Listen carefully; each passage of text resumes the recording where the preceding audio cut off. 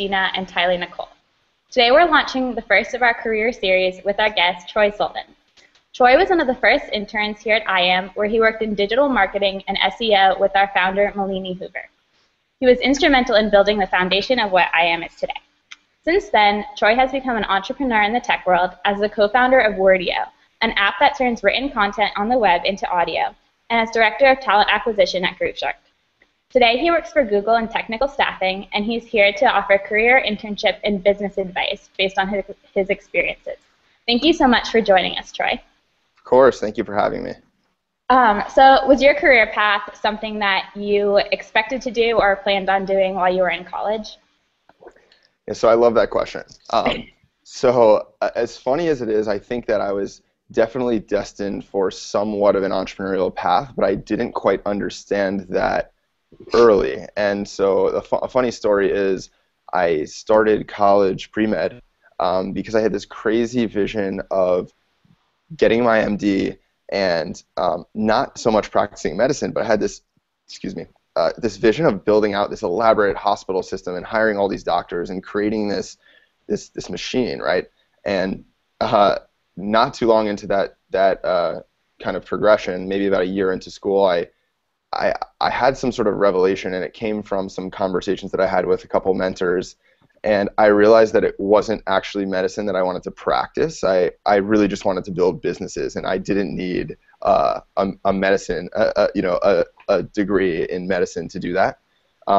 So I think I just kind of took any opportunity that came to me from that point forward. I definitely did not envision a career in staffing, but I look at staffing as a necessary, and hiring and recruiting as a necessary skill set to have as an entrepreneur, which is why I ended up leading down that path. Cool. So what classes did you find most influential or inspiring? In college, I'm assuming you're asking about, right? In your undergraduate, yeah. That's a good question. So I think I took a handful of entrepreneurship classes, and I think that those classes were more of the hands-on, outside of class, engaged learning. And I think that those were really the ones that were most instrumental. I've never been the biggest academic, and it's not that I didn't do well in school. I did okay, but I didn't enjoy studying and maybe memorization and conceptual stuff as much as I really enjoyed just building and failing and learning and doing it again and doing it better. So I think that's more towards the space that my entrepreneurship classes kind of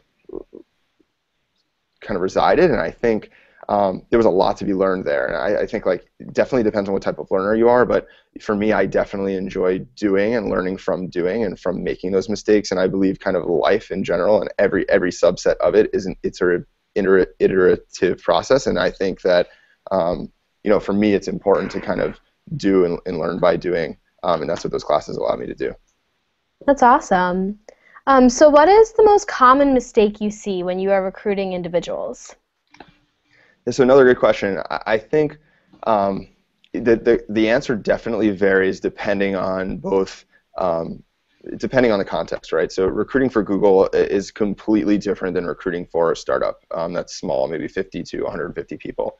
Google's a really, really big company, so I'll answer that question in the context of Google, because that's probably what most people would be most interested in. So I think the most common mistake is that so I handle a lot of recruiting on the industry side, which is people with a handful of years of experience after college, but I can maybe touch on college recruiting side as well. And I think that it's really important to know where you, as a candidate, where you can provide value to the organization before you just reach out and to the organization and engage. And in essence, your message being, hey, I'm really young, I'm smart, and I'm ambitious, and I just want to help. It's actually really, really hard for a company as big as Google to figure out where you can best help. And in turn, they end up hiring the people who both have that, that ambition and that curiosity, but also have an idea of where they can provide value. And I think, so the number one thing is really doing a lot of research into the roles that are available and actually targeting very specific roles rather than completely shotgunning yourself out and saying, I'll take whatever I can get, I just want to help. And that's naturally, I think, a prevalent mindset amongst a lot of young people that I know. And it's kind of a catch-22, right? Because it's very hard at a young age to understand where you can provide value. And I think the necessary thing there is optimizing your life at that point for exposure, meaning, the most important thing you can do is try to expose yourself to as many things early as possible, and therefore accelerate the process of understanding both what you're interested in and what you're good at. Okay, so what skills do you look for when you're hiring new employees, like within Google? Is it more specific? Obviously, it's more specific towards like what job they're going for, but like what's one skill that would work across the board? Yeah, totally. So it definitely, can get pretty granular depending on the actual position, but I'd say one overarching skill set that Google is very adamant about looking for in its employees is leadership. It's the ability to be very confident in the decisions that you make, and have a vested interest in making the others around you better, right? So kind of by my personal definition of leadership, I think, that really means that you have a really high interest in bringing the people around you up to their potential. It's a very selfless thing, and I think that throughout the entire interview and vetting process that Google will put you through, I think a quarter of that entire process is specifically focused on your leadership skills or your ability to become a leader. So how important do you think coding is as a skill set in today's workforce? Like what industries look for coding most? Sure. So I would say tech in general, it's burgeoning, and I think the bigger tech as an industry gets, the more important that skill set becomes. But I also am a big believer in the philosophy that software is kind of eating the world, and I think we know where the trend is heading, right? Like software is not becoming less and less prevalent, right? It's becoming more and more prevalent. So I think like the general answer to that question is it's very important, and it's very relevant to what I do here at Google. So I spend a lot of my time here at Google actually working on training programs to increase technical literacy amongst non-technical people, because as a technology company, the business moves forward faster and more efficiently when even the non-engineers understand the engineering process, because there is somewhat, and I would say a pretty solid barrier to communication between technical people and non-technical people, whereas the non-technical people a lot of times need to understand what engineers are doing, and you need somewhat of an education to do that. By education, I don't necessarily mean a formal education, just some sort of exposure into how software works. So I think it's incredibly important across function. Awesome. So I know you talked a little bit about how important leadership is, but how else does a resume stand out to a Google recruiter? Sure. So I think I'll answer that question maybe in the context of a college grad. So I think with college recruiting at a place like Google, it's very hard for one person to differentiate themselves, from the rest of the pack, and that's because you just haven't had enough time in your life or life experiences to really do anything that says more about you than just, let's say, your GPA or some internships, right? So, or the school that you attended, right? And a lot of employers don't like to kind of group you into categorization just based on, let's say, the university you attended, because there are some incredible people that for many reasons don't go to top-tier schools, and we completely understand that. And so I think early on, some signs of initiative are really important, at least for me. And looking at a resume, I want to see that you are trying to do things that are outside of the norm, right? So in college, you're not just going through the standard track that your major provides. You're doing a lot of extracurriculars, whether that's leading clubs, whether that's taking a leadership position in a fraternity or sorority, and I guess the most common thing that we see that catches our eye are really, really kind of ambitious internships, or really just kind of going off on your own and nailing down internships early and doing a lot of them, because it goes back to that exposure thing. I think those people not only have resumes that catch our eye a little more, they also happen to be more astute on where they can provide value because of those internships, right? They've gotten exposed to a couple different functions, they've taken a couple different internships, they've seen what a couple different companies look like from the inside, and they understand what the difference in a sales function or a sales team is as opposed to a marketing function or a marketing team. and they know which one they have more of an affinity towards. And I think a kind of combination of that stuff definitely is evident on a resume and looks really, really good to us. So what skill set do you think students should focus on in college if they're looking for a career within Google? Sure. I guess the easy answer to that would be leadership. I think leadership is incredibly important across life, and I think that's something that you can practice regardless of what you're doing with your career. A big misconception is that you have to be in a leadership position to be a leader, and that's completely false. You can be a leader in everyday life in college amongst your group of friends, right? If you have influence of people or influence of other people around you, and you are looking out for kind of their best interests and always making sure that they're up to their potential, like that's huge. But I would say, I guess this also goes back to the exposure thing that I mentioned. I think like the most important thing, whether it's with your course load in college or with your internships or your extracurriculars, I think it's incredibly important to optimize not for time, not for money, not for really anything except exposure. I think that's huge. I mean, the earlier and quicker that you expose yourself to a number of things, the quicker that you will understand both what you have an interest in and also what you're good at. And I think those are really, really important things to know early on. And you see a lot of people that have careers that start off a little slowly. I think that's because they're not sure where exactly they can provide value. So what are the main questions you think people should look for or to prepare for when going into an interview?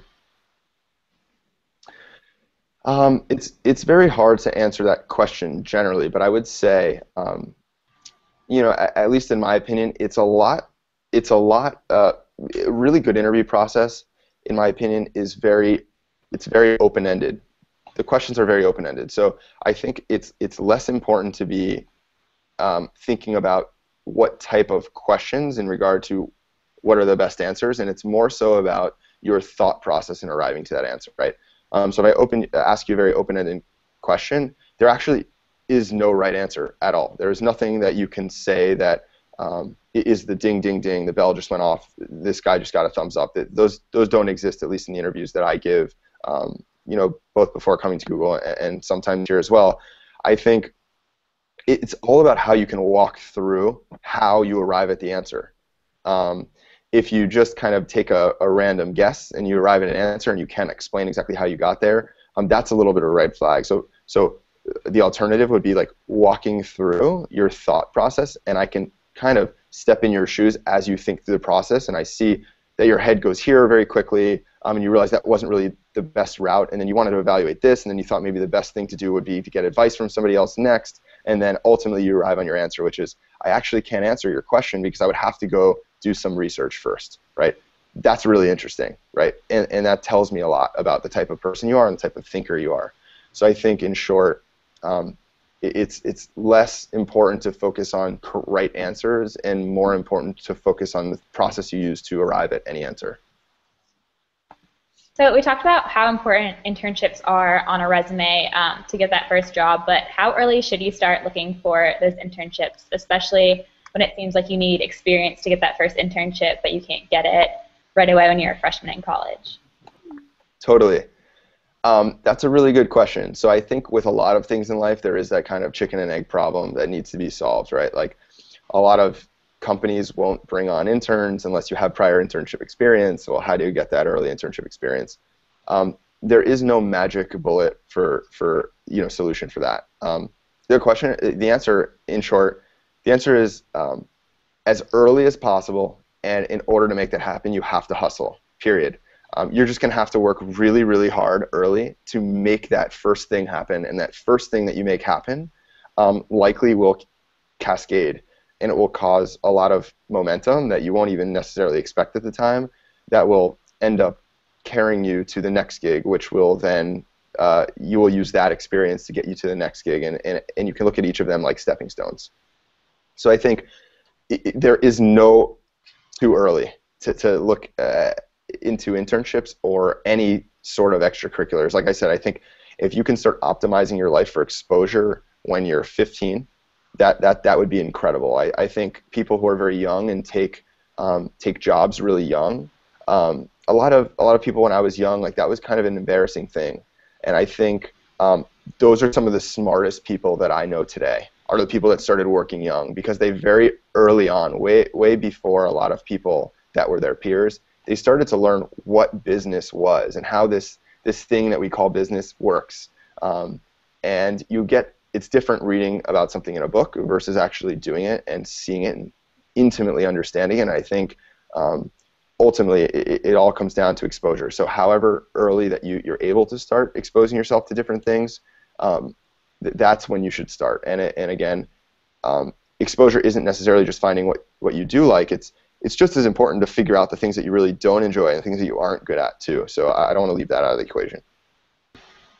So in getting that internship, what do you think it is that makes that intern really stand out as opposed to just kind of fizzling out over the summer and not getting rehired?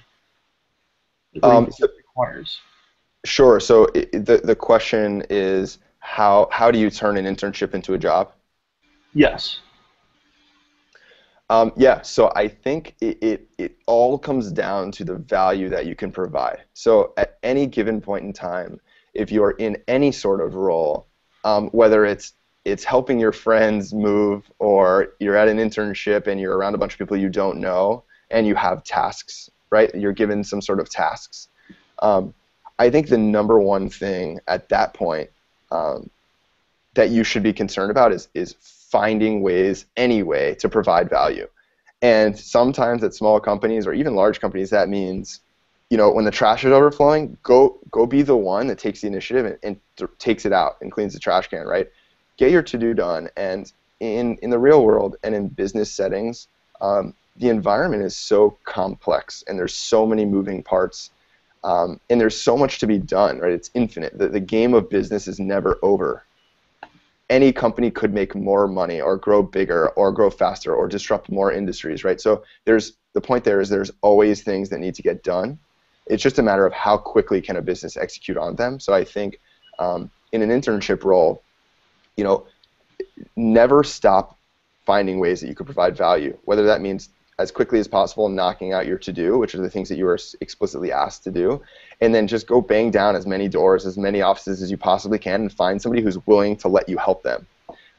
And if you become known as that person who's just always willing to provide help wherever help is needed, that's the absolute ideal candidate. And clearly you're exemplifying the fact that you're very coachable and you're willing to learn new things, which I think is really important. So this might be kind of irrelevant, but as soon as we saw you worked at Google, we all wanted to know, is interning at Google just like the movie? Because they made it look like it was the coolest job ever, and they had the coolest offices. Yeah. So we all want to work there now. I wouldn't say it's just like the internship. A lot of that was relatively fictional, but the general work environment is very, very playful, very, very open, very collaborative. If any of you guys or anybody watching is interested in working at Google, there's like plenty of information online. You can Google around. You can see plenty of hiring videos related to specific job categories, etc. And you can learn a lot about what it's like to work at Google. And I think I wouldn't let the fact that there's slides and balls and cool stuff for you to play with dictate where you work, right? Like I think ultimately what's gonna, that stuff fades, right? After a couple of months, you get used to that stuff and it kind of fades. And you also gain 15 pounds in your first year from the food, which I've done, and thankfully you guys can't see in this screen. But I think what's most important is the level of stimulation that you have from the work that you're doing, and completely relates back to your goals, right? So if you're trying to optimize for exposure, like it's not a good job for you if you're not getting exposed to a lot of things. And if you're trying to provide value and the system doesn't allow for you to kind of help on other things or provide value, it's not a good place to work. But yeah, I'm getting a little off track. I think Google is a really, really, really fun place to work. I think they've just won something like the #1 company in the world to work for like the 5th time or 6th time on like Forbes list or something. It's an incredible place to work. They give you everything you need on campus to basically never want to go home. I mean, there's all kinds of really cool things, food. I mean, there's like a soft serve ice cream machine like 10 feet from me, which is one of the contributing factors to the pounds I gained. But the idea is that you don't need to think about anything. You don't have to worry about anything. You don't have to worry about where you're going to go for lunch. You don't have to worry about the fact that your kids need daycare or something like that. You just want to be able to focus on your work and do really great work without having to worry about some of the annoyances of everyday life outside of the company. Awesome. So, as all of us are current IAM interns, we wanted to know how your IAM internship helped you in your career. Yeah, so that's an interesting question. So, I think that was the kind of tipping point for my exposure to technology.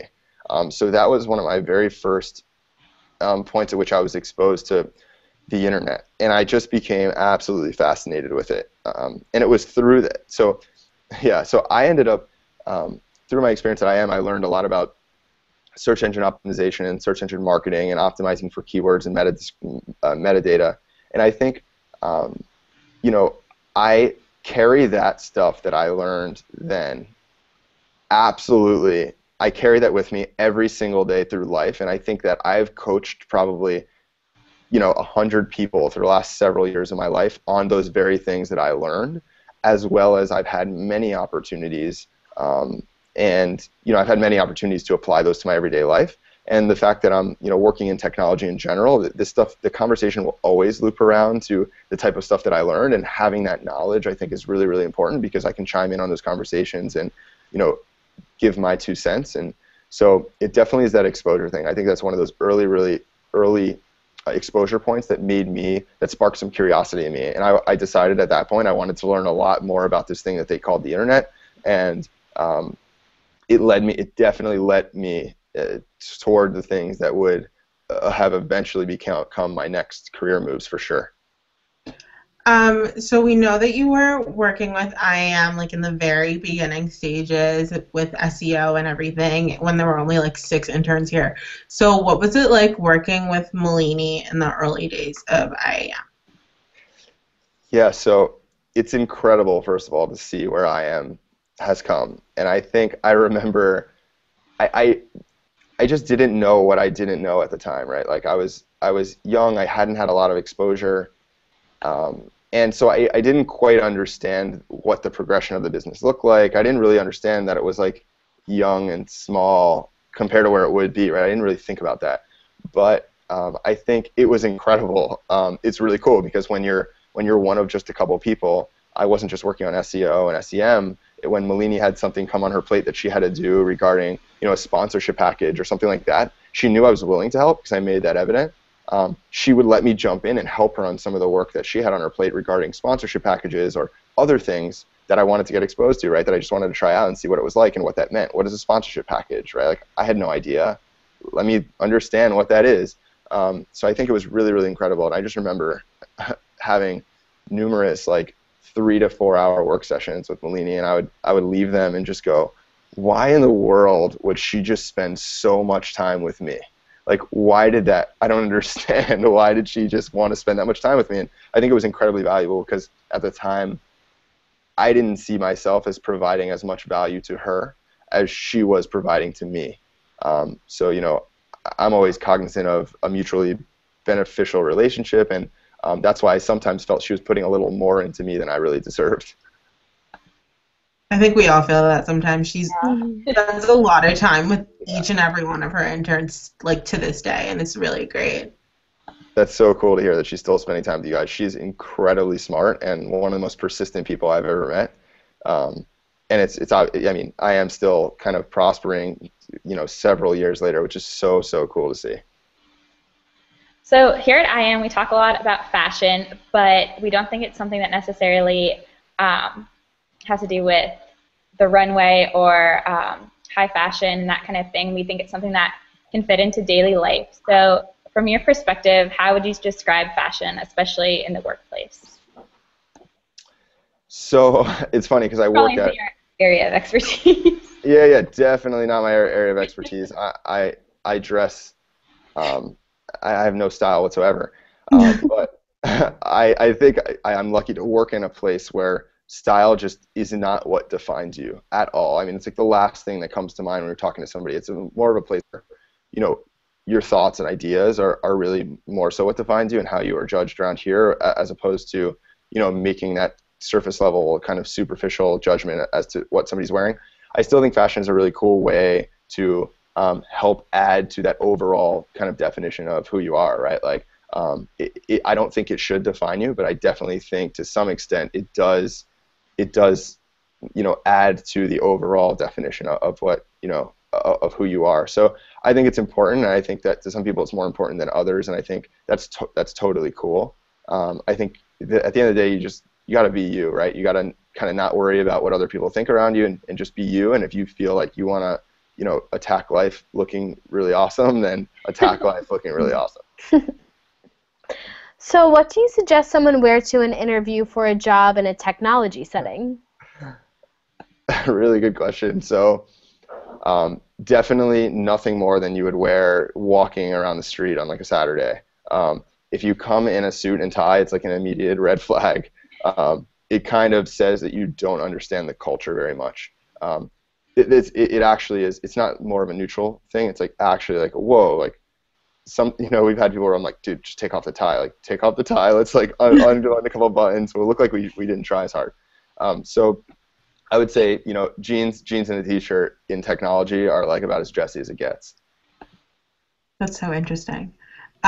So we were talking about this when we were like setting up our questions for the interview, and we were talking about how tattoo culture is pretty big with millennials these days, and how like a lot of people are getting tattoos, like sleeves or whatever. And how do you feel that translates in the workplace, especially like in a technology setting? Sure. I think that's interesting. It's interesting to think about. I think we're definitely kind of progressing into a time where that type of thing becomes less and less how people are defined. And I think it's more, in my opinion, a creative outlet. So I find it kind of cool. I don't have any tattoos myself. My mom would kill me. But, I think that it's another way to express yourself, and maybe in a similar way that fashion is as well. I think in the technology setting, like that absolutely technology, the culture of the industry in general, really across the board, and the people that work within it, it's very much not about anything material or superficial really ever. I mean, I could walk out this door behind me and I'll find 10 engineers walking around without shoes and socks on, which is quite gross. I think none of that defines you. I mean, here it's about how creative are you, and how creative are your ideas, and how willing are you to kind of go above and beyond to kind of find the best solution to problems. And that comes in all shapes and sizes and colors and styles. And so I don't think it matters whatsoever, definitely not in a negative way. I mean, sometimes I think it's a really cool conversation starter. If I'm talking to somebody with really cool tattoos, like I definitely want to hear the story behind it. But if they're like, if they don't have a really good reason as to why they got something, then that's interesting to me. I don't really get that, but So it's safe to say working at Google is not the same company culture as like Goldman Sachs or Wall Street. Polar opposite. So next we have our super quick rapid fire questions that you just have to say the first answer that comes to mind. Sure. All right. Jeans or khakis? Jeans. Go-to karaoke song. You will never find me on a karaoke stage. Otherwise, it would be something from Katy Perry. Basketball or football? Oh, both. But if I had to pick one, football. What is your favorite TV show right now? I do very, very little of TV, but I did make the mistake of watching the first House of Cards episode, and I think good. Oh my god, so good. Yeah, it's really, really good. I watched the first season within like a day. Yeah, it's a problem. It really is. Yeah. Starbucks or Coffee Bean? Starbucks. What is your favorite sports team? Miami Heat. What is your favorite movie? I don't do a lot of entertainment in general, but I think I really, really liked, I saw this years ago, one of like the best movies that sticks out in my mind is The Life of David Gale. What's your favorite app? Evernote. I write everything down. Oh, I like that one. That's a good one. Jennifer Lawrence or Jennifer Aniston? Oh, I'm not an entertainment guy. Jennifer Aniston. You like the Beatles more or the Rolling Stones? Beatles. Nice. What's your favorite quote? My favorite quote, I have a lot of favorite quotes, but I think one that's definitely stuck with me for a long time since I was in college is, if you're the smartest one in the room, then you're in the wrong room. And I think what you can take from that is just always try to surround yourself with people that are smarter than you, and in essence, people that you can learn from. So here at iaam, we have an initiative called Smart and Sexy, where we're advocates of the concept that smart is sexy, and you don't need just the beauty or just the brains. And they're not mutually exclusive concepts, so that you can have them all at the same time. So, Tyler? So how has being smart and sexy helped you in your career? Oh man, I can't say that being sexy has ever helped me. I don't know if I categorize myself there. So I would say, to me, attitude and confidence level is sexy. So like I think maybe in being confident, that has helped me, throughout my career. That's about as far as I'll go there. I know that you said that it's pretty relaxed and you can wear jeans and a t-shirt and stuff, but how do you juggle working hard and looking good? Yeah, so I don't concern myself with looking good. I honestly, I play like eeny, meeny, miny, mo with my closet. Like, I think Steve Jobs is very famous for just like having like one outfit that he had like replicated like 60 times, so he never had to worry about, like, that's a little extreme. But if I can still have my mom putting my clothes out for me in the morning, I definitely would. You talked about this a little bit, but what quality do you find most attractive in a person? I think it's definitely intelligence level and confidence. So our final set of questions as far as your career advice, but how would you suggest someone prepare for an interview or some kind of recruitment event? Sure. I would say that the most important thing there is to be yourself. A lot of people take the route of wanting to act and say what they think people want to hear. And since so many do that, I think anybody who does do that ends up coming off the exact same way that all the other people that are doing that come off. So the only way to kind of differentiate yourself is just to be completely comfortable in your own skin, say what comes to mind, and be yourself. And the companies that don't like that, in essence, you will be self-selecting them out of the equation, because those companies don't have a culture that is like you, and a culture that you would match well with. So you're actually doing yourself a service by being yourself, because the ones that don't like that aren't going to be companies that you would enjoy working for anyway. And the ones that really do like that are going to be ones that you wake up every day and you don't feel like you're coming to work because you're working with a bunch of people who's you're best friends with. Yeah, that's awesome. So what's the biggest lesson you've learned, and how do you apply it to your life today? Oh, that's a tough question. So I would say, generally speaking, I truly believe that success, for the most part, has nothing to do with intelligence level. I think, if you're intelligent enough to go out in the world and really do anything, I think like any kind of amount of intelligence beyond that is marginal. So I think that if you meet that threshold, I think it just purely comes down to how hard you're willing to work. So I would almost say at that point, success is 100% dependent on the effort that you put in. And if you have a really, really solid long-term plan, and that's how I like to think. I like to kind of think about, where do I want to be when I'm 65, and looking back at my life and what would make me completely comfortable with what I've accomplished, and then try to reverse engineer that process back to today and understand what you have to do today to get to the next step, to ultimately land you where you want to be.